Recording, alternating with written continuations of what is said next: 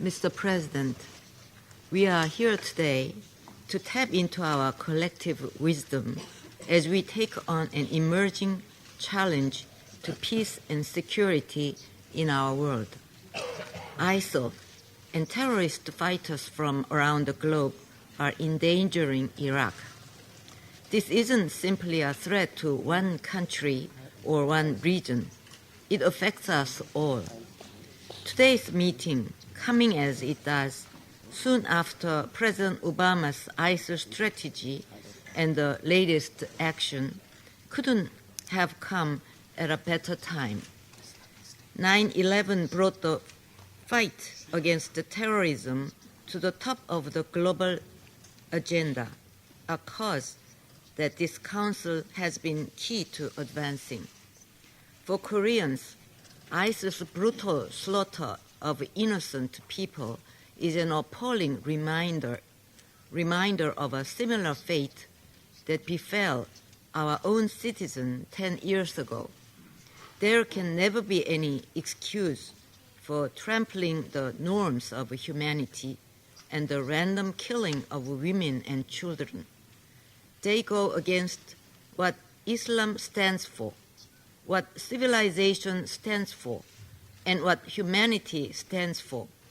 Foreign terrorist fighters serve as their minions. They slip across borders to spread terror. They are a scourge to mankind. Ladies and gentlemen, today's milestone resolution highlights the need for greater cooperation to better roll back this threat. These include information sharing, border control, tackling violent extremism, and law enforcement. Korea will implement it thoroughly. Those involved will be brought sternly to justice and their funding blocked. Nor can we neglect the more fundamental approach of dealing with the conditions that conduce to terrorism, getting rid of poverty and making development sustainable. These are essential if we are to address the root cause of terrorism. Korea is a partner in this campaign. We are increasing our ODA to least developed countries, and we are giving humanitarian aid to countries threatened by ISIL and foreign fighters. We must go further. We must remain ever vigilant against cyber and nuclear terrorism and the utter chaos and destruction they could unleash. All too often, cyberspace is used to finance, recruit for, and incite radical violence. We must prevent cyberspace from becoming not only the target of terror, but also a tool of terror. Nuclear terrorism, however unthinkable, is also a possibility.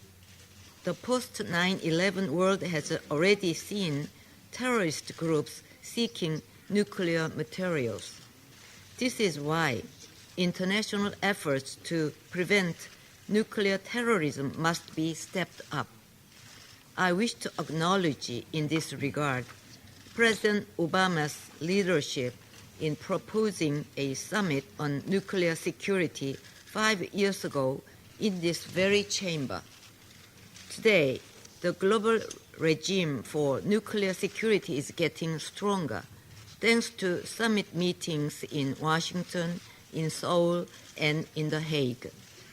In the same vein, may this meeting today help rally our collective resolve, and may it kickstart concrete international actions against the new scourge of foreign fighters.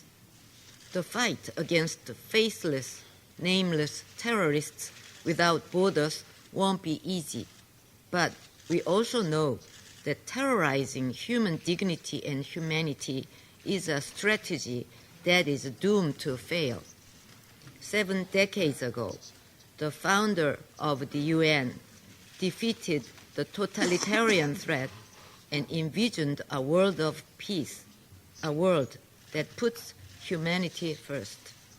This Council is a guardian of our rights and dignity as humans. It must meet head-on the challenge of violent extremism and foreign fighters who spread it. And in the effort to stem this threat, you will always find in Korea a committed partner. Thank you.